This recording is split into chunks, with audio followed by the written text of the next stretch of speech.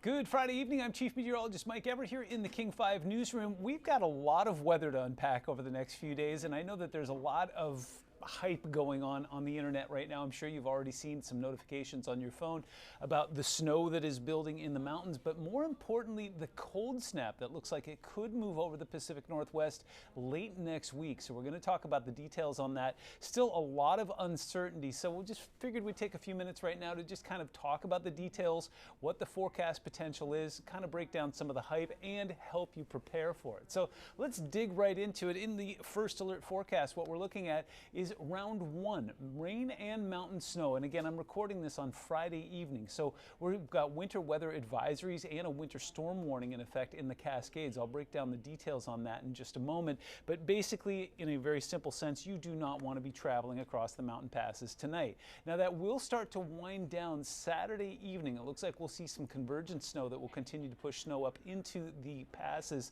throughout the day on Saturday. Then it winds down. Sunday's going to be beautiful. And then another heavier round moves in that's going to bring some big mountain snow Monday into Tuesday. I'll show you those numbers in just a moment. Round three is some potentially very cold weather late week. So let's talk about that. It looks like snow levels are going to stay very low over the next few days. In fact, they don't break above the 3,000 foot mark, which is where Snoqualmie passes.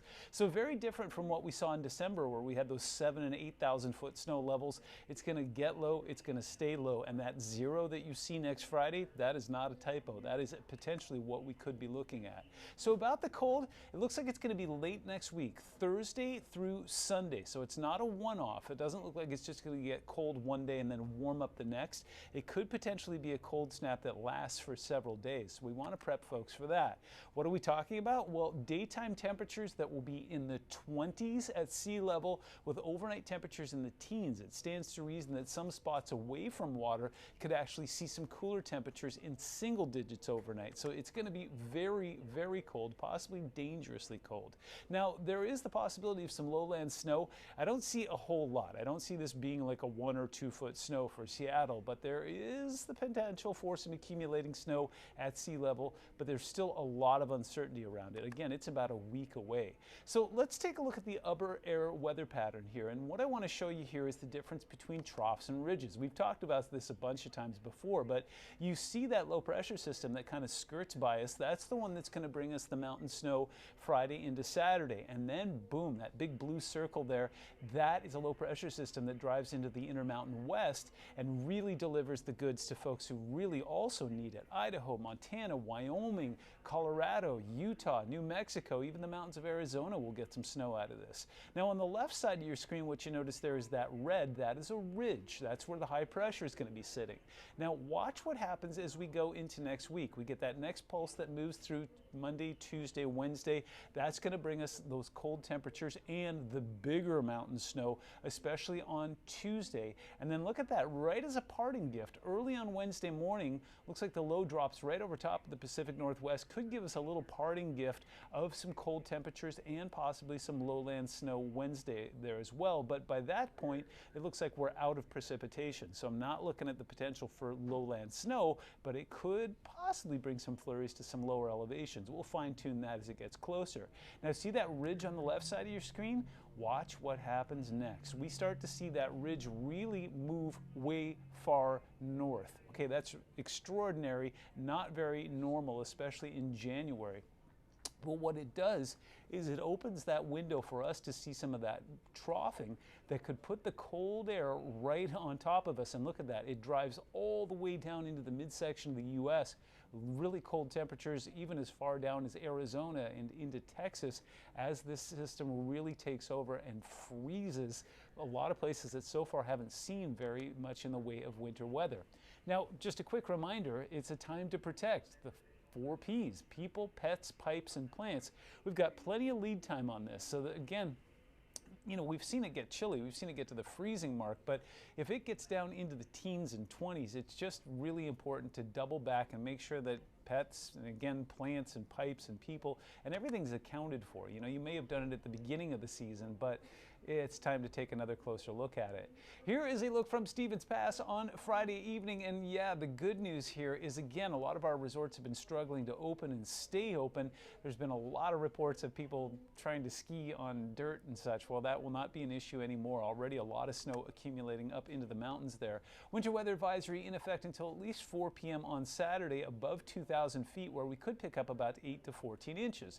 Now in the northern Cascades, i.e. Mount Baker, looks like we could be looking at more. In fact, there's a winter storm warning in effect there until 4 p.m. on Saturday, where totals could get up to about 2 feet. There's going to be some gusty wind there as well. So if you do have any travel plans, either into the passes or into the mountains, I say it over and over again, bring your A game. Traction tires, chains, and enough stuff to help you if you get stuck or slide off the road. You always want to have all that stuff in your car.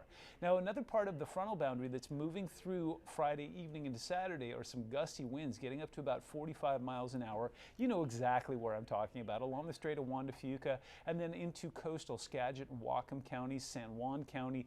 Looks like you're going to see some of those gusty winds. Could be some isolated power outages, but we're pretty far into the season now, so I don't expect it to be too impactful.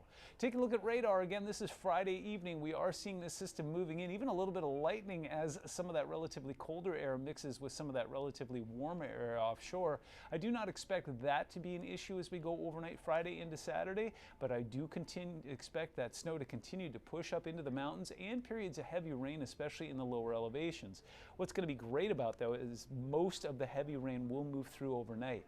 Quick look at the passes showing you that it's already snowing up there right around that 2,000 foot level, and that's going to be a constant pretty much through Friday night and Saturday.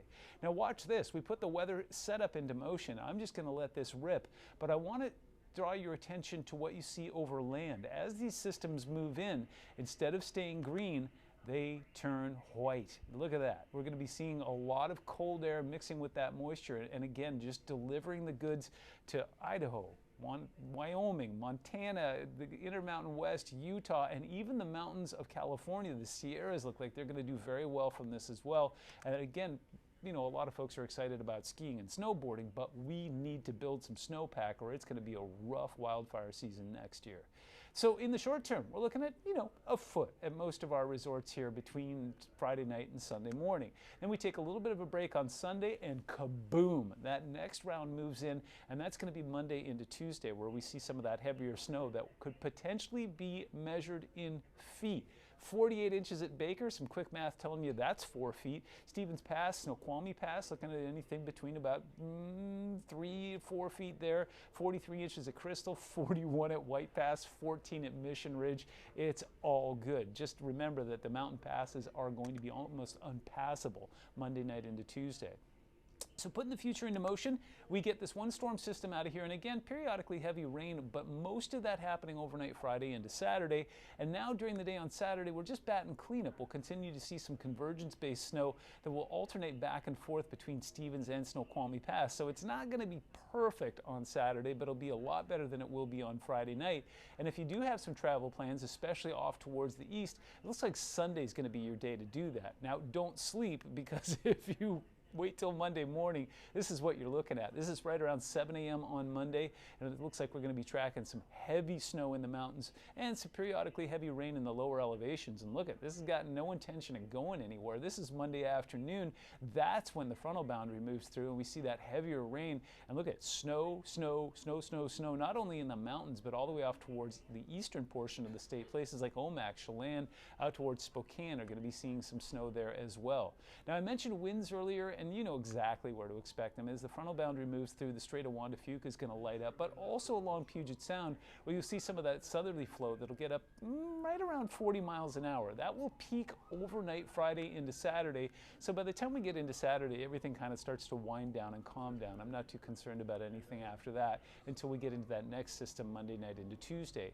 Overnight low temperatures, well, they'll be in the 30s and 40s. That's sort of kind of where we're supposed to be this time of year. And your 7-day forecast, again, shows a whole lot of wintry weather headed our way. There is the potential for some low-level snow on Monday into Tuesday, possibly Wednesday, as we saw earlier there, but it looks like the better bets for that are going to be Thursday, Friday, possibly Saturday and Sunday as well. And look at Friday. temperatures barely move. We're talking about 22 for an overnight low and potentially 25 for a high. And as I was telling you earlier, it looks like it's not going to be a one-off. That could just be the beginning of what could be a very cold weekend, and again, dangerously cold. But it's still 7 days out. There's still a lot that the forecast models have to figure out. So we don't want to overhype it. We don't want to, oh, cold is coming. But again, if it does, you want to get the opportunity to prepare, and it looks like that's going to be this weekend and all next week as well. And of course, as always, King 5's First Alert Weather Team will keep you ahead of those storms and let you know what we see as those forecast models develop. In the meantime, have a fantastic weekend. Stay warm, stay safe, and as always, keep looking up.